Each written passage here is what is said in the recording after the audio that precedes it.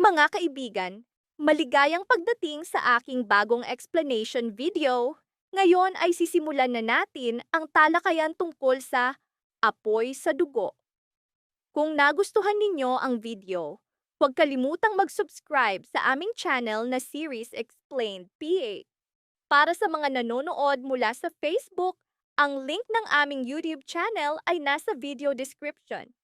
I-click lamang ang link at mag-subscribe upang makatanggap ng lahat ng mga update. Maraming salamat po sa inyong suporta.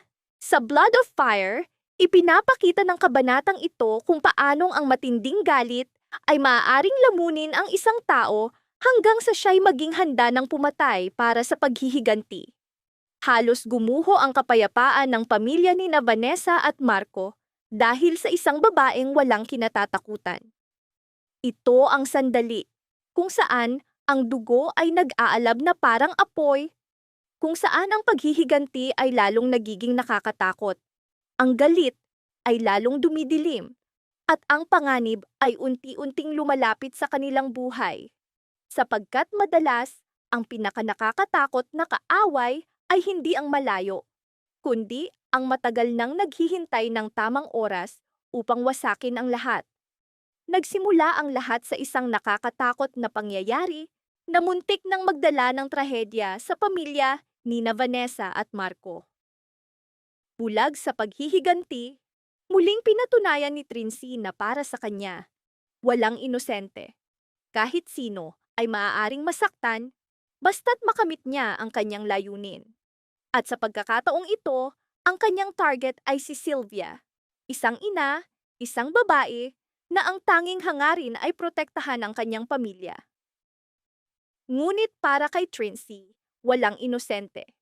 Mabilis na lumala ang sitwasyon, ang buhay at kamatayan ay pinaghiwalay lamang ng ilang segundo. Sa kabutihang palad, dumating si Marco sa tamang oras. Sa tamang sandali, sa tamang lugar, nailigtas niya ang kanyang ina mula sa isang trahedyang hindi na sana mababawi.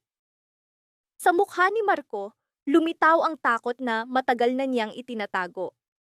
Sa unang pagkakataon, malinaw niyang nakita kung gaano nakakatakot ang galit ni Trincy. At mas nakakatakot pa ang kanyang napagtanto. Hindi pa ito ang wakas. Mas malala pa ang kayang gawin ni Trincy. Nang suriin nila ang CCTV footage, iisang pangalan lamang ang lumitaw. Trincy. Wala nang alinlangan, lahat ng ebidensya ay nagtuturo sa kanya.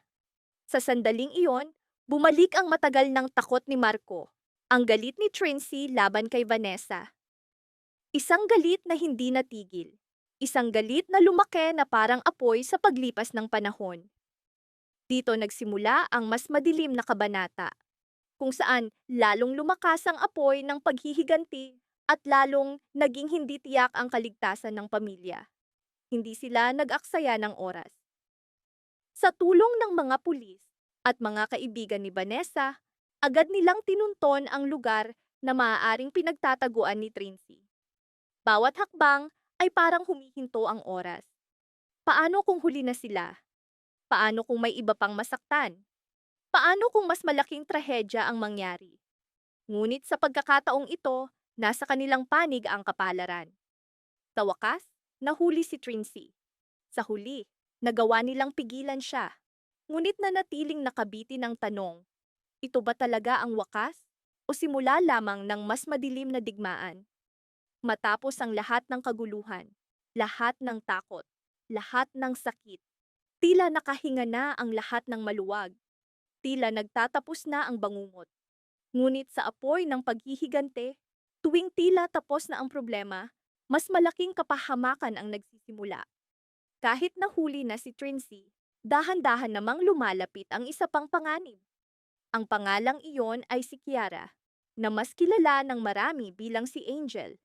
Siya ang babaeng palaging nagsusuot ng maskara ng kabutihan, nakangiti sa labas, ngunit nagtatago ng masasamang plano sa loob. Mas nakakatakot pa, hindi siya nag-iisa. Habang nakakulong sa mental institution, nakilala niya ang iba pang kasing delikado ng kanyang sarili. Puno ng galit, walang takot, at handang gawin ang lahat para sa paghihiganti. Dito, nagsimula ang bagong kabanata, kung saan ang apoy ng paghihiganti ay lalong nag-alab at ang pamilya ni na Vanessa at Marco ay haharap sa mas matinding panganib. Sa pagkagulat ng lahat, nakatakas sila. Ang pagtakas na iyon ang simula ng bagong digmaan, isang hudyat ng mas madugong paghihiganti na paparating. Nang marinig ng pamilya ni Vanessa ang balita, nanginig sila sa takot.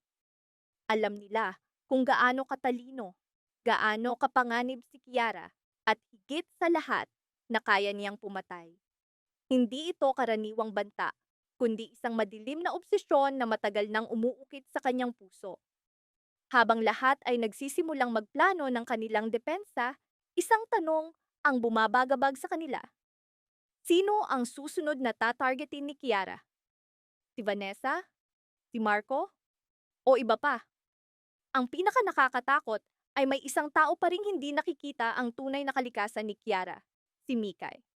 Nanatiling buo ang kanyang paniniwala, iniisip na mabuti si Angel na hindi siya kailanman gagawa ng masama. At ang paniniwalang iyon ang nagbigay sa kanya ng pinakamadaling daan upang maging target.